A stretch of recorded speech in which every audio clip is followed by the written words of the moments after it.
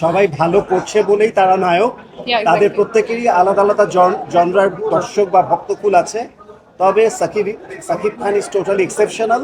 সে তার বহুবার পরীক্ষিত এবং তার অরা, তার প্রেজেন্টেশন, তার বারবার ট্রান্সফরমেশন, ইচ অ্যান্ড এভরিথিং সে বারবার পরীক্ষা দিয়েছে। পরীক্ষিত And সাকিব খান। তিনজনই আমার অনেক That's পছন্দের। it. হ্যাঁ, দ্যাটস ইট। রকস্টার কবে দেখবেন? রকস্টার আমি গতকালকে দেখেছি। আচ্ছা, রকস্টার নিয়ে একটু কিছু বলেন।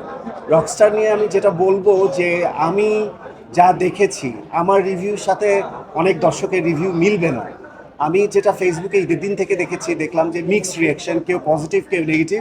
বাট ডেফিনেটলি ট্রাস্ট মি, আমি অ্যাডলফ খান, আমি যখনই এসে রকস্টারটা দেখলাম, দেখা শুরু করলাম, আমি এতটা বেশি মুগ্ধ হয়েছি এবং এতটা বেশি আমার ভালো লেগেছে। আমি বলবো এটা আমাদের দেশের জন্য একটা সত্যিকার অর্থেই একটা খুবই সুন্দর একটা সিনেমা এবং সাকিব খানের জীবনের লাইফের অনবদ্য সেরা একটি চলচ্চিত্র। আপনারা যারা না দেখবেন, আপনারা অন্যদের রিভিউ না নিয়ে নিজে দেখুন, আরাম করে দেখুন, নিজে ভেবে তারপর মতামত আপনারা পোষণ করুন। অবশ্যই আপনাদের রকস্টার ভালো লাগবে।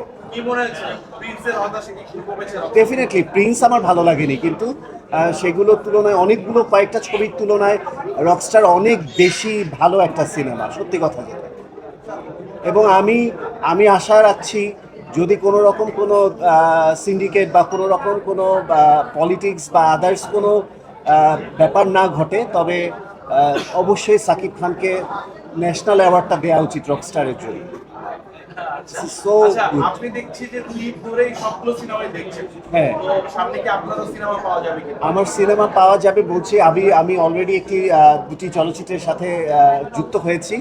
সো আশা করি সেগুলো কাজ শুরু হবে। কাজ শুরু হলে ডিটেইল একটু বলেন। ডিটেলটা আসলে আমি অলরেডি বলেছি। আমার দুটো ছবির সাথে অলরেডি কানেক্টেড। আমি আমি একটা ছবি করছি হচ্ছে আমাদের বিখ্যাত নারী নির্মাতা নার্গিস আপার ছবি। তো সেই ছবিটা উনি বাইরে আছেন, উনি আসলে হয়তোবা সেই ছবির কাজটা শুরু হবে। প্রোডাকশন হাউসটা বেশ বড়, সেটা হলো আপনাদের মান্না ভাইয়ের প্রোডাকশন, গীতাঞ্জলি চলচ্চিত্র। সো সেই ছবির জন্য আমি অলরেডি হয়ে যাচ্ছি, আমাদের কাজটা শুরু হবে, একটু ডিলে হয়েছে বাট স্টার্ট হবে। আরও একটি কাজের সাথেও আমি যুক্ত হতে যাচ্ছি। আশা করি অ্যাটলিস্ট ফাইনালি আমি আপনাদের সাথে চলচ্চিত্র নিয়ে পরবর্তীতে কথা বলবো ইনশাআল্লাহ।